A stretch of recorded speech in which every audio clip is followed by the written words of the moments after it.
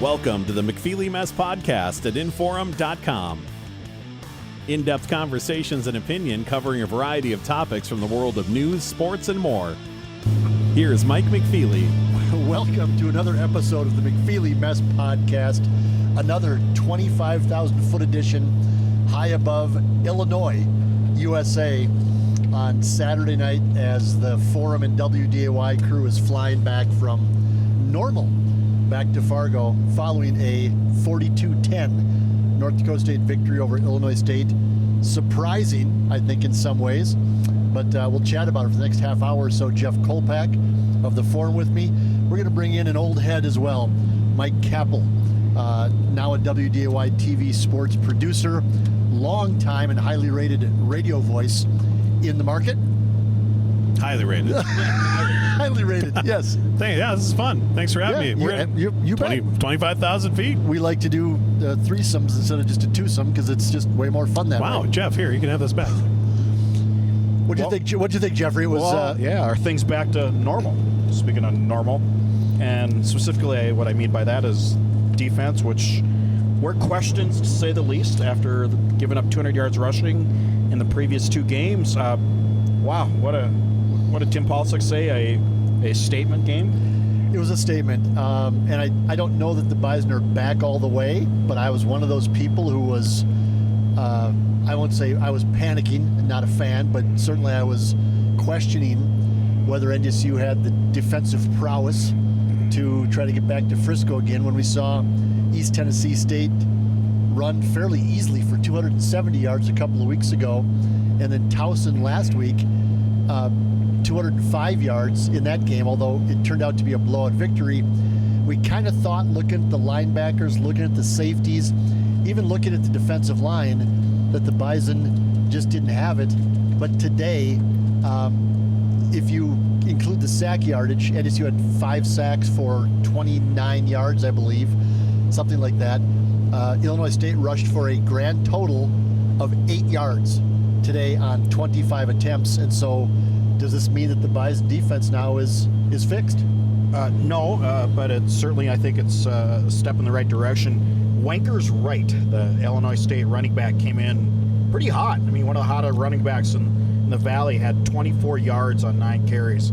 Literally, when he got the ball, he just disappeared. You know, I don't know if he thought they had no middle running game at all, and the passing game was not really that great. They had one play, a 43-yard busted NDSU coverage to Eddie Casper. And then the flea flicker right after it, right? Yeah. And, and that was really the only drive that they were able to put together. And what you saw today was that we didn't see was just more swarming to the ball, I thought, today. I felt like more guys were attacking the ball than we had seen. It just seemed more like a team effort than individuals out there trying to make plays. Yeah, and let's not forget they made a couple adjustments too. So they put Sam Young from one safety spot to strong safety, started Darius Gibbons at free safety, played Nick Kubitz exclusively in the middle with a Luke Wirtz injury. I thought Enoch Sibamoa, you say that right, Sibamama was more he's more of a factor now. They're playing him more. It just subtle adjustments, I think, made a difference. The defensive line, I thought, was key for NDSU today. That's one thing that we've talked about the past couple of weeks is we really didn't notice anybody on the defensive line for the most part the last couple of weeks.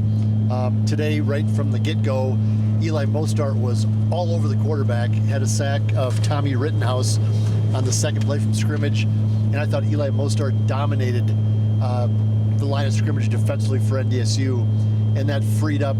Dylan Hendricks got a sack late in the game. Lashaka Rokes had a sack. NDSU came into this game with a total of 4 sacks in 4 games. They had 5 today. And so they were dominant up front. Yeah, Dylan Hendricks' his best game of the day. Yeah, I mean, just everybody, again, like Kapel said, it just more guys getting to them, just more active. The defensive line was popping off the ball. They were pushing Illinois' offensive line back, which we hadn't seen. I thought Towson controlled the line of scrimmage in the second half last week. A little bit, yeah. And so just that it all starts up front. And Brocksback, the veteran coach of Illinois State, said it. He said they kicked our ass and they dominated both lines of scrimmage, and it just, not a formula to beat NDSU. Yeah, and speaking of both lines of scrimmage, I mean, give it up for the Bison offensive line. Under the sack totals, I'm looking at the stats here, Illinois State, 0. And on that touchdown to Mekhi Collins, which was the second touchdown of the game, he had all day. I mean, he just sat there flat-footed. He was probably looking up at you in the truck or up at Kyle in the press box. I don't know. I mean, the proverbially get out a ham sandwich before he delivered it. And when you have good protection like that with a senior quarterback like Cam Miller, that's tough to beat. And speaking of Cam Miller, 14 of 14 to start the game. Do we? First 13, yeah. Was it 13? I thought it was 14. Or it was 14, maybe it was, well, I thought it was 14 and then the fumble. But anyway, I mean, do we take this guy for granted just because of all the great quarterback play we've seen at NDSU over the last decade? We just kind of expect him to go out there and get this job done, and maybe we're seeing something more special than we realize because of all these great quarterbacks that have been through the program all these years. Brock Jensen, Steve Walker, Carson Wentz, Trey Lance, Easton Stick. And I think you can put Cam Miller right there with him. I really do. The way he's playing this year, he's won a title. Yeah, he's won a title. He just hasn't beat South Dakota State. That's the one hitch in his resume, and I guess we'll find out later on this season. That's the hurdle this year. Yeah, but he's so composed out there. Really is. And just so in control. And what Tim Paulsek said after the game on 2 of their rushing touchdowns, that was all Cam Miller making the adjustment in the audible at the line of scrimmage. Yeah, and we always think of Cole Payton with the running game, but I mean, Cam Miller gets these big chunk plays and just is so aware of in the pocket and moving around, keeping his eyes down the field, and realizing when those opportunities present themselves. It's like I said, I just don't think sometimes Bison fans give Cam the credit. Maybe it's just because of how he ended up being the starting quarterback at the time. He was on the bench, got brought in, and compare him to that spring season when he was a true freshman at Sam Houston. I mean, and we were talking about this yesterday, Mike and I, that if Cam Miller of this year was the quarterback in that playoff game in the spring at Sam Houston, that's a 2-touchdown game. The Bison win that game. Is that South Dakota State game this year for him especially? Is that everything maybe in how he'll be looked at over the years? I don't know. Like you said, he has that title. But I feel like people don't forget about that. South Dakota State's really good. They have a really good quarterback too. I think he's got to, when that game comes around, he can't put too much pressure on himself. Like, oh my God, I've never beaten South Dakota State. The world's ending. I mean, you just got to go play. If the Walter Payton Award, though, today was voted on for the best offensive player in FCS, Cam Miller would win the Walter Payton Award. He has been the best player in the subdivision. And I think that Kapel's right, that I think Bison fans appreciate Cam Miller. I just don't know if they put him in the same category as the 3 guys who have gotten to the NFL.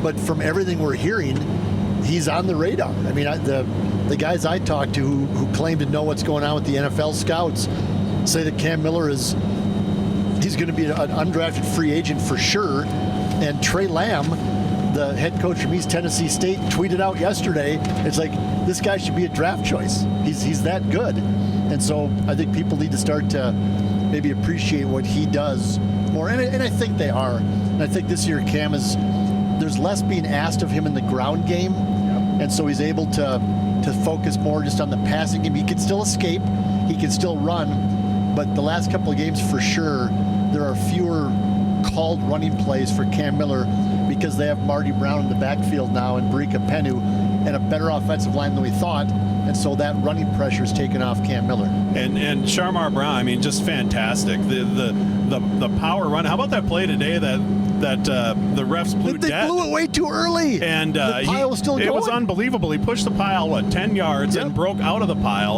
and would have ran for a touchdown. And we've seen numerous plays from him this year.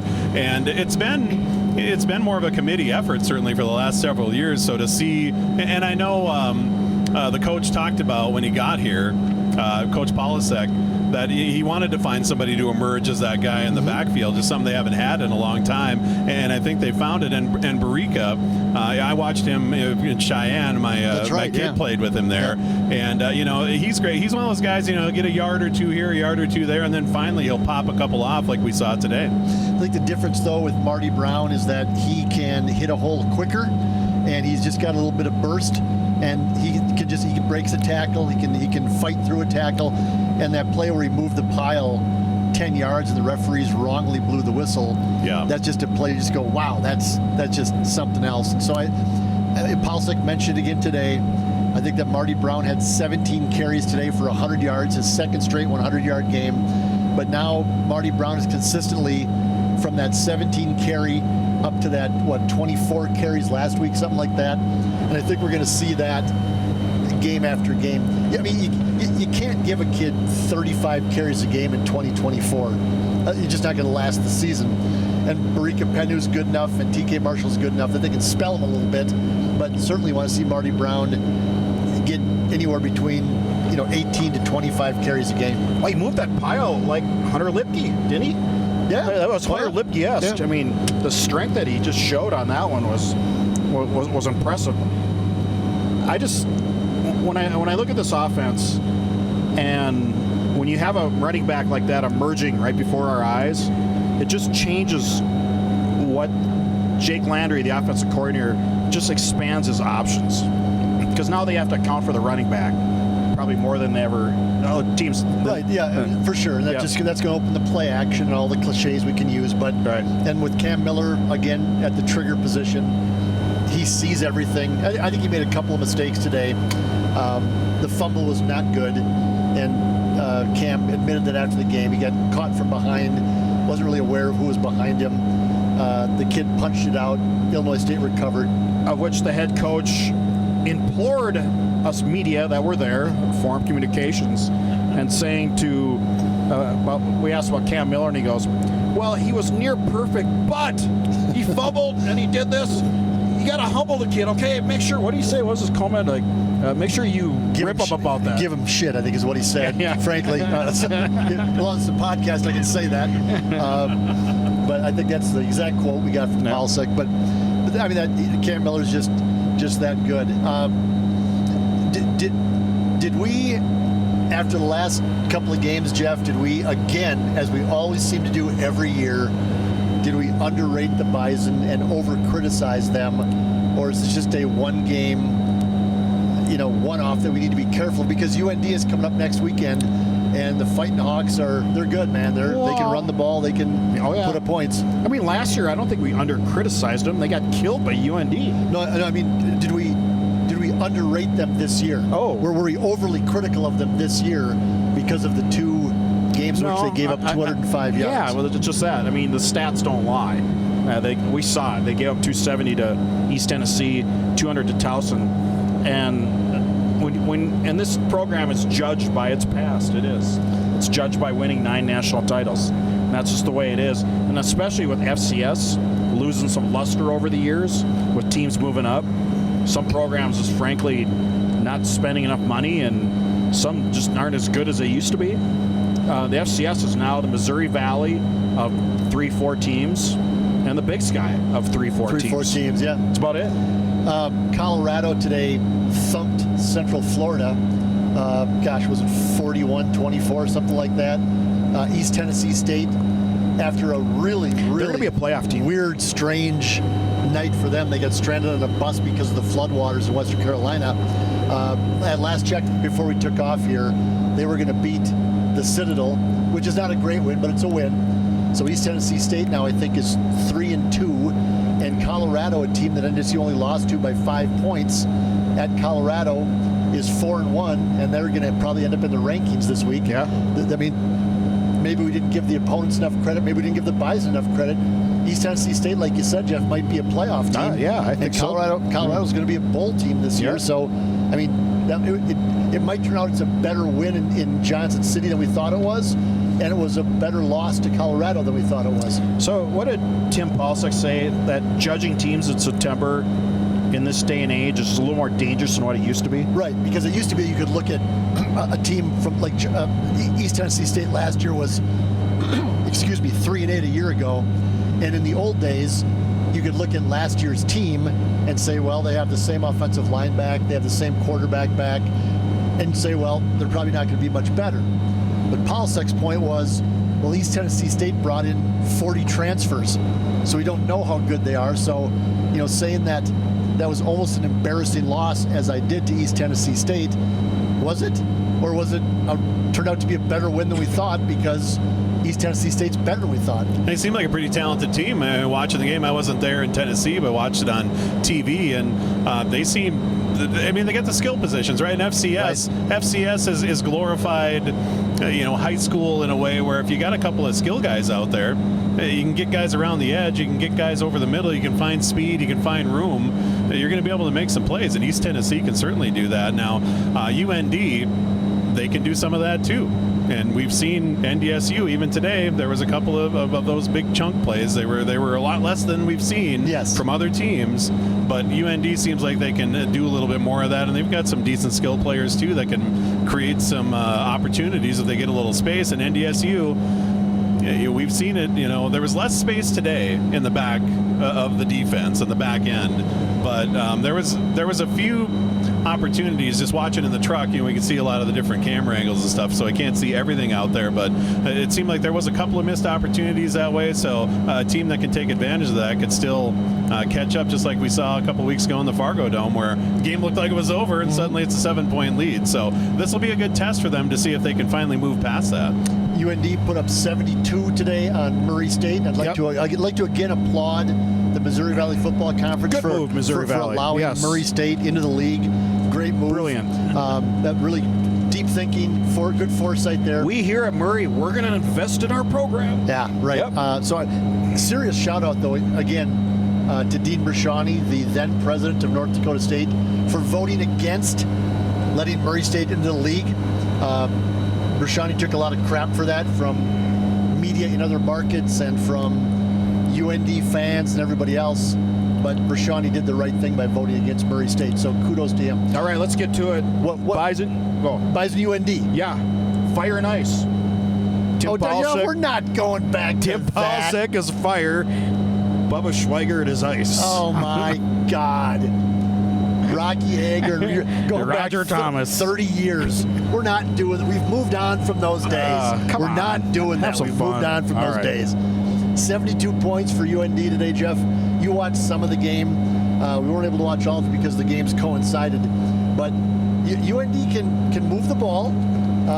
Their quarterback, I think, is probably better than we thought he was going to be, although he still isn't putting up great passing numbers.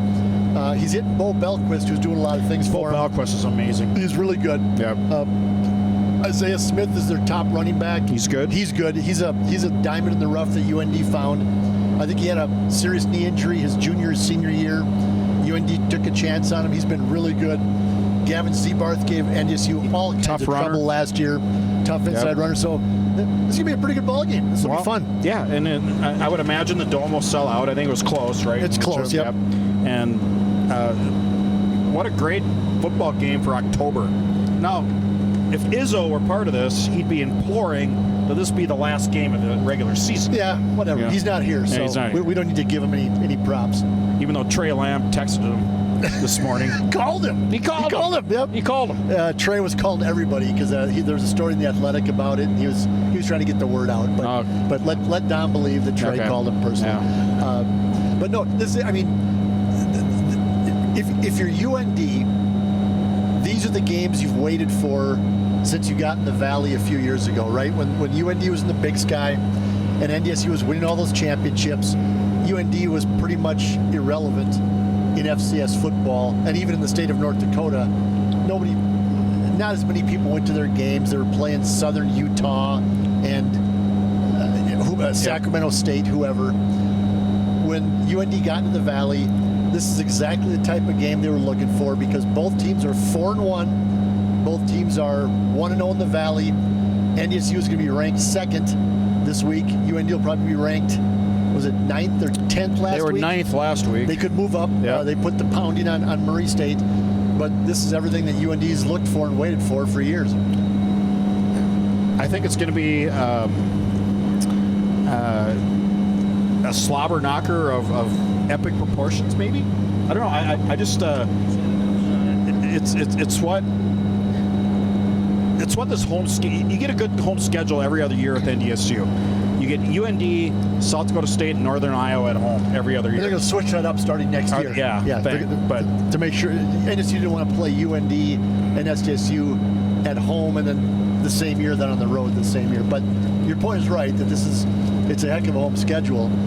UND, of course, has had 4 of its 5 games at home, an odd scheduling quirk.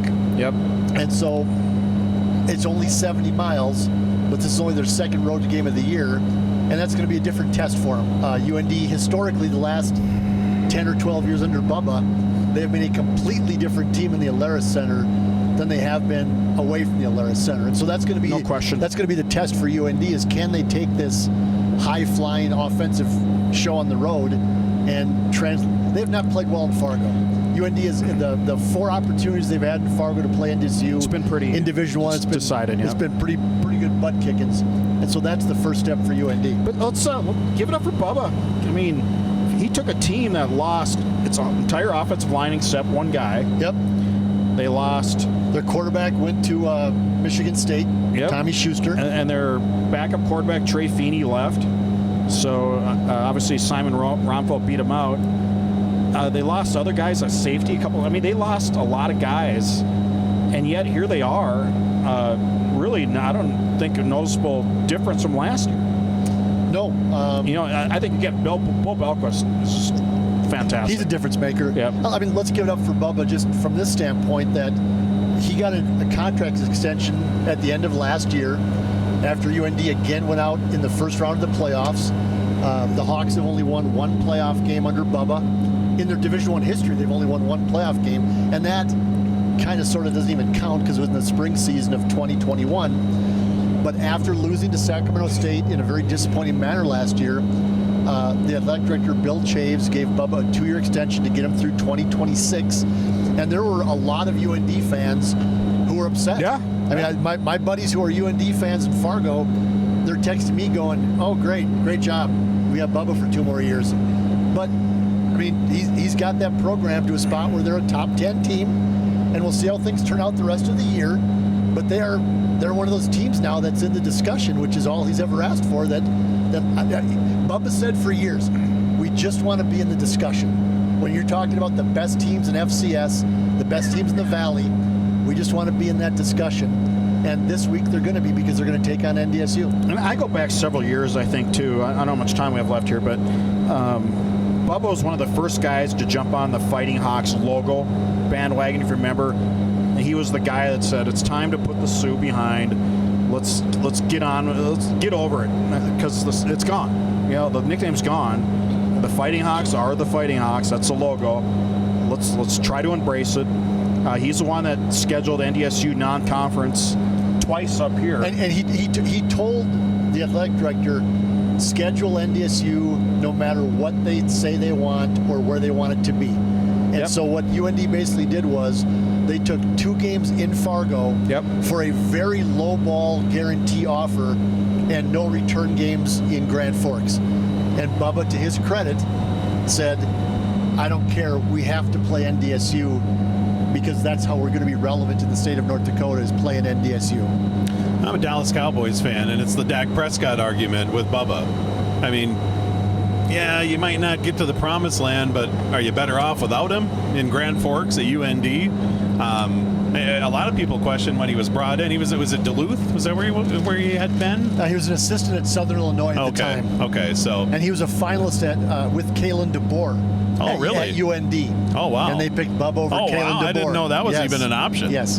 That would have been something. And it was a struggle the first couple of years. They weren't very good under Chris Mussman.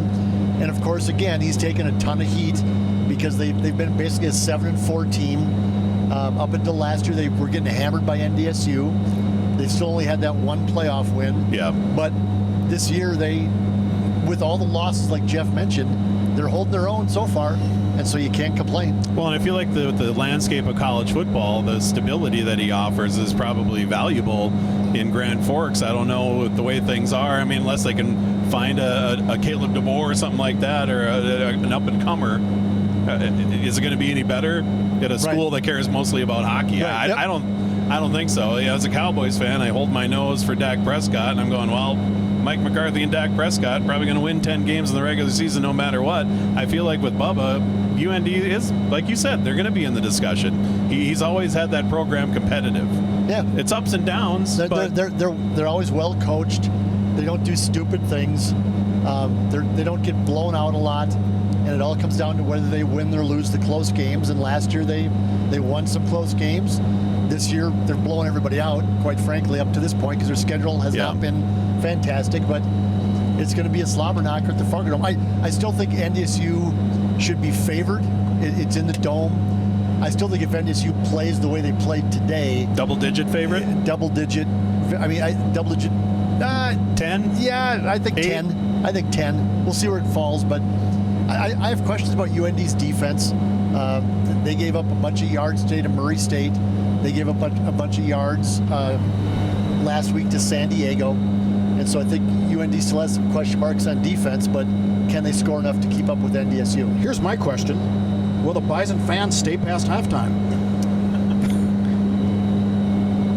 Yes. Yes. Yes. Because it's UND. Yeah. And let's not kid ourselves either. The Bison were embarrassed last year in Grand Forks. Yep. That was an absolute ass-kicking from start to finish. NDSU was never in the game. I would argue late in the game they looked like they were ready to get on the bus about midway through the fourth quarter. And so that's, I think, playing into not only how the Bison are going to prepare, but I think the fans will be into the game for that.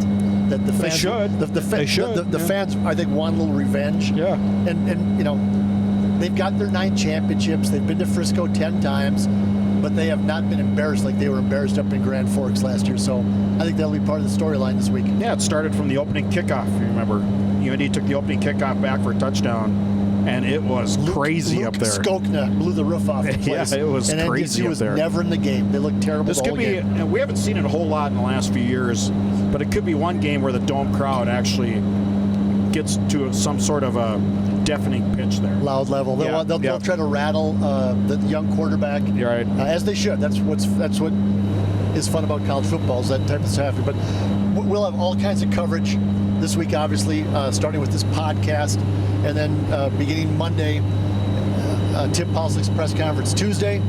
I think Bubba meets with the media On Mondays. And so we'll have all that coming at WDAY. Dom Izzo's hot mic in the mornings. Jeff is on there Monday morning. I'm on there Tuesday mornings. 2 of the highest rated segments of the week, obviously. And then it's obviously coverage in the forum at inform.com all week long. It's going to be great. It'll be fun. Thank you, Yep. Jeff. All right. Jeff Kolpack, Mike Kapel of WDAY-TV. Thanks, Mike. You still sound great. Appreciate it. Good to see you. Do you wish we'd get radio back? Nope. Oh, well, okay. I was putting that one on a tee for you, but I guess we'll end the podcast right there. Let's have an awkward finish to the McFeely Mess podcast, as there's crickets in the plane right now. Thanks for listening, and we'll talk again soon. Thanks for listening to the McFeely Mess podcast at Inforum.com. For more podcasts and columns, head to Inforum.com and search Mike McFeely